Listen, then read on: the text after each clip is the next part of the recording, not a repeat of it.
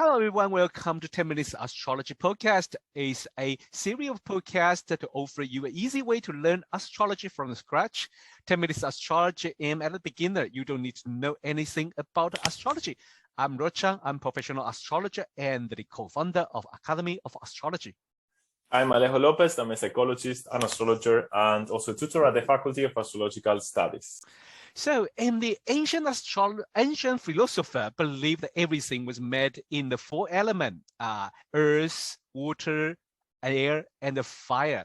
For the last couple of weeks, we already talking about the earth sign, air sign, and the water sign. So today we will go through the last element is our fire sign. So Alejo, what's the fire sign and what their characteristic in the astrology? Okay, so as we are going on every episode, that we see how we interact with the element itself in nature. Let's try to see how do we describe the element fire. So fire is not an element we relate to it. So like in everyday lives, maybe we do it when we have to cook. We turn on the fire. And then if you are lucky enough that you have a fireplace at home in winter, you may burn some wood to heat the house up. And then that's mostly it. I mean, maybe if you smoke, then you use fire to light up the smoke, and that's basically it. Yeah. But there is a great source of fire that we're always in touch with, that maybe we give for granted, which is the sun. Yes, that's a fire, right? That's a great source of fire, yes. So all of these different elements can give us an idea of what the fire element is. And I think it's also a good reflection to think about how easy we can access fire today, and to think about what it might have meant in the past when it was not something you could do just like that. It was something that you needed to take care of if you wanted to have fire. Really, it's not like X-Men. Exactly. I wish it was like an X-Men. So what are the characteristics that we relate with these elements? Well, one of the things is that fire burns. I mean, you cannot touch it. We said the earth, you touch it; the water, you contain it; the air, you cannot see it, but you can feel it with the senses. Fire, you cannot touch it. If you get close to it, you get burned. Yes, that's one of the things. Yes.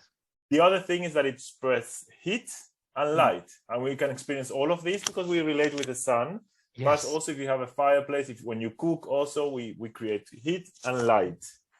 And then the other thing, and this is the one that we may not be so conscious of, is that it needs fuel. We need to give it something in order to keep it alive.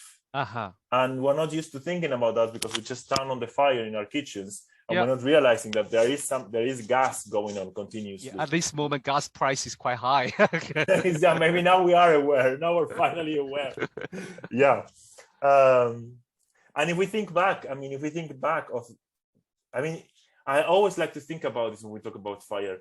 Imagine the moment when men, when humankind, at first, the first fires were accidental. They were created by nature, probably. And then humankind tried to keep them, right? And they were feeding them and trying to control them. Exactly. But imagine what it was when they discovered they could create the fire. What a powerful tool it was to be able to create powerful. Yeah. When you imagine like today, with the tool we have, a lighter or a match, it's so easy to get fire. But I think like when you try to learn those surviving skill in the nature, if you don't have those things, how are you going to get a fire? It's a skill. It's technology. So I think the fire is related to these kind of things.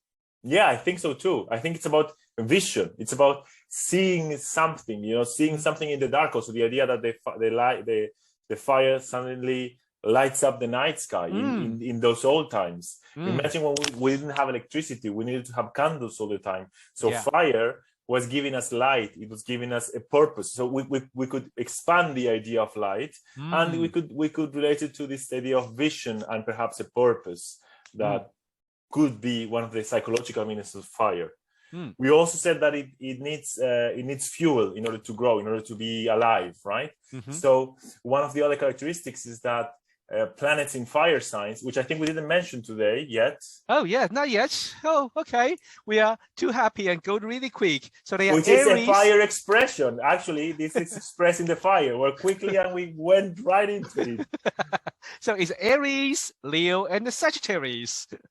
Yes, exactly. So these fire signs, if you have a planet in a fire sign, then one of the characteristics, it may express warm, it may heat up, it may light up the room, light up others, it may inspire others, but it needs something to be alive, to be kept alive. It can also extinguish otherwise. Oh, okay. And too much fire can burn also. So sometimes it may be too powerful, too expressive, too outgoing. And I think that's kind of the way to approach it, I would say.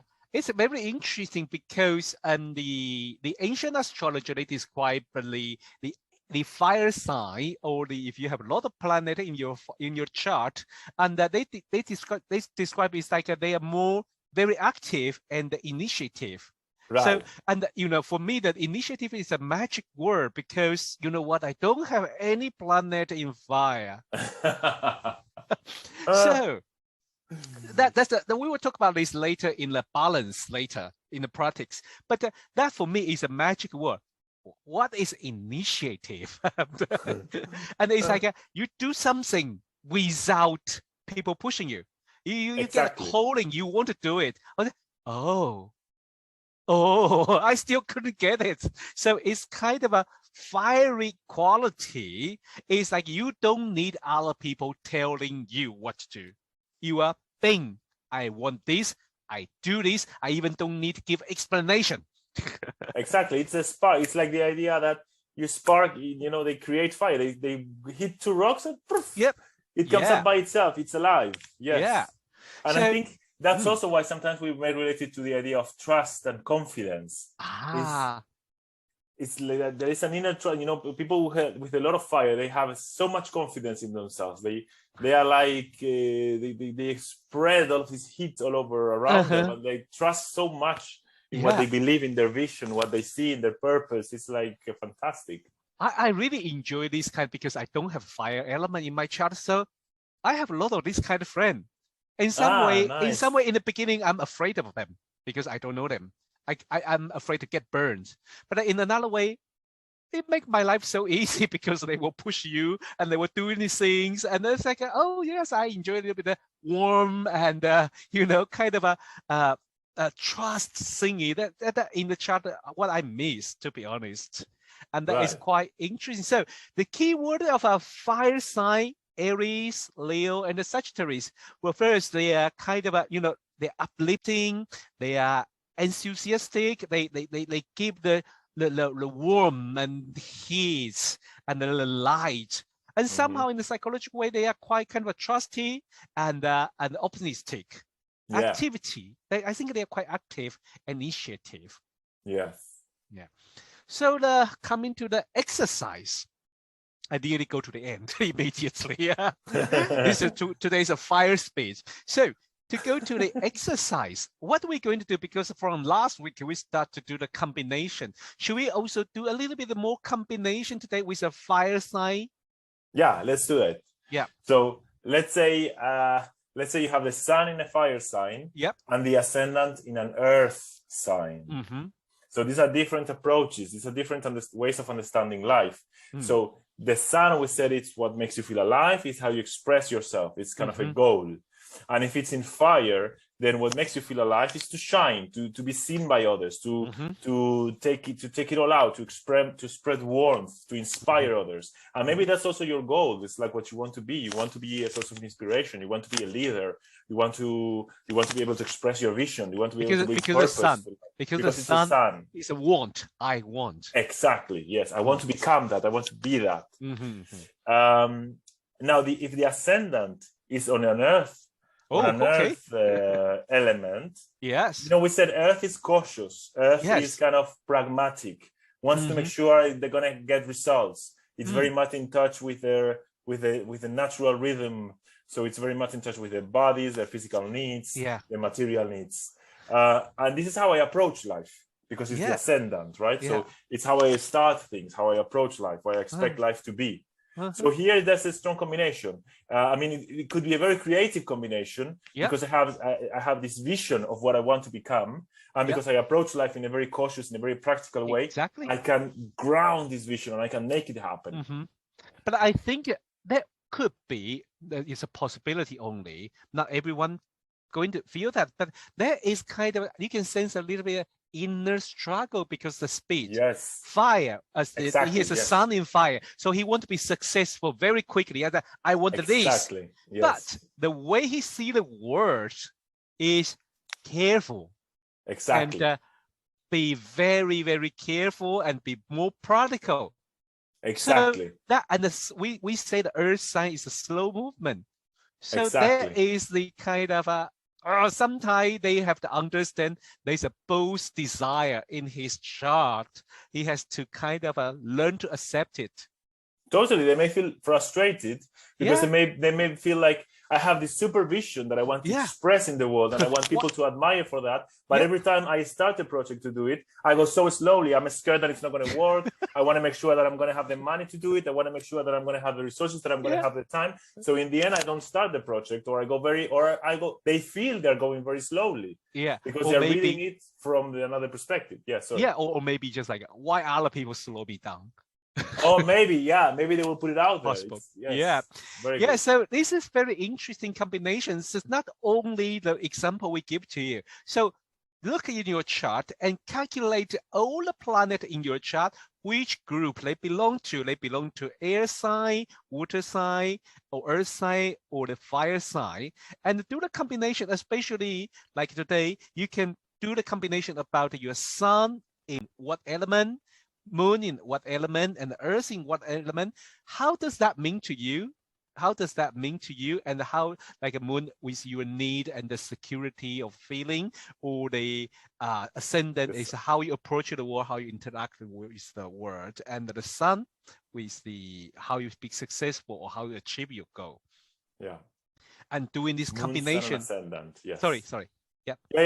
Moon, sun, and ascendant. Try to combine. To see how they're interacting with each other. Exactly. Then you can. And I would say, I would say, try to think of positive interpretations as well as challenging interpretations. Try to be realistic. So there might be some challenges, but don't be stuck in the challenges, because this is also a possibility for growth. So also try to see what's the gift that you may get when you combine all of this.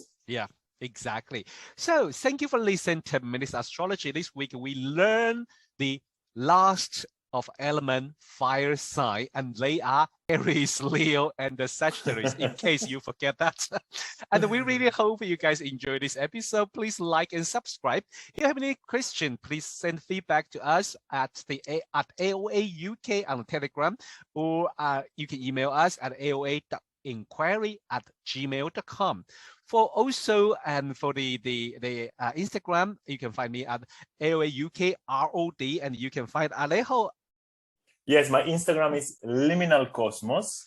And I would say I wouldn't want to forget to also thank Evita for all of the images that she's putting on YouTube, and Pablo Lopez, who did the music for the curtain at the beginning. Without them, our thing would be a little bit least colorful and least boring. So the next week, because we already talked about the element and sign, so from next week we're going to talk about something different. Still talk about sign, Alejo, right? Yes, but we're going to approach it in a different way. Maybe it's more an unfamiliar way for people who don't know astrology. Okay, so we will learn something new, but it is very important and very interesting. So we call it a mode. We call it a cardinal sign, fixed sign, and mutable sign. And we'll make you see the sign in a very, very different way. Okay, so stay in tune. Bye. Bye-bye.